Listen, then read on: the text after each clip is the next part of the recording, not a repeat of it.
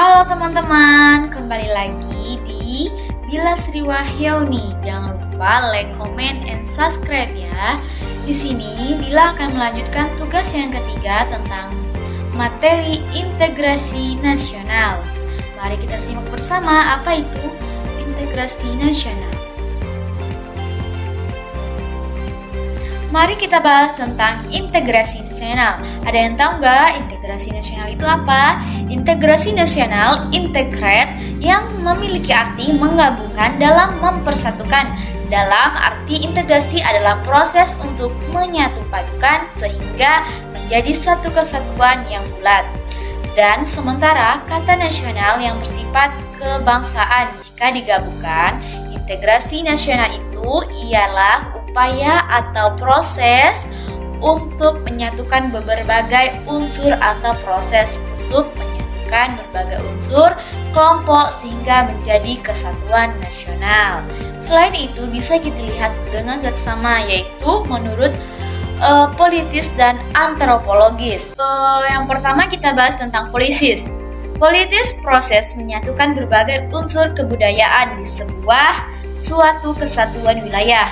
Sedangkan antropologis menyatukan berbagai unsur-unsur di kebudayaan masyarakat untuk membentuk kesejahteraan dan terjadi keserasian di dalam masyarakat.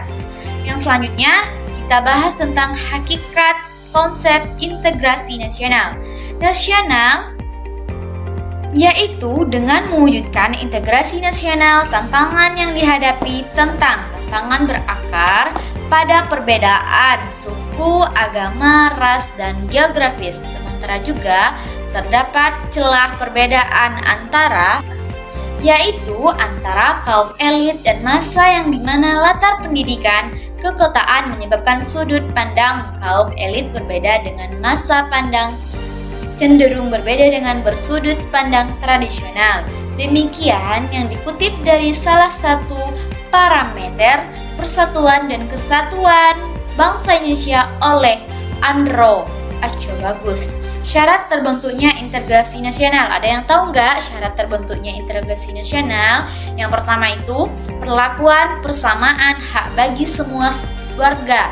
Yang kedua, jaminan keadilan bagi semua dan setiap warga negara. Yang ketiga, dukungan partisipasi masyarakat dalam proses penyelenggaraan negara. Yang keempat, sikap keterbukaan dapat menumbuhkan saling pengertian, menghormati, dan kerjasama.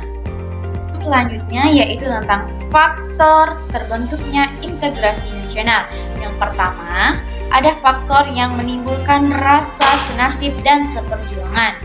Yang kedua, kerugian untuk bersatu di kalangan bangsa Indonesia, sebagaimana diisyaratkan dalam Sumpah Pemuda 28 Oktober 1928. Yang C yaitu rasa cinta tanah air di kalangan bangsa Indonesia, sebagaimana dibuktikan oleh banyak penawaran bangsa yang gugur di medan perjuangan. Yang keempat yaitu kesepakatan atau konsensus nasional dalam perwujudan proklamasi kemerdekaan Pancasila, Undang-Undang Dasar 1945, bendera merah putih, lagu kebangsaan Indonesia Raya, bahasa kesatuan bahasa Indonesia. Yang selanjutnya ada faktor penghambat, yaitu yang pertama kurangnya penghargaan terhadap kemajemukan yang bersifat heterogen.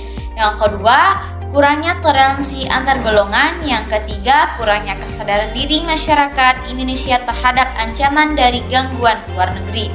Yang keempat, adanya ketidakperasaan terhadap kesimpulan dan tidak kemerataan hasil pembangunan.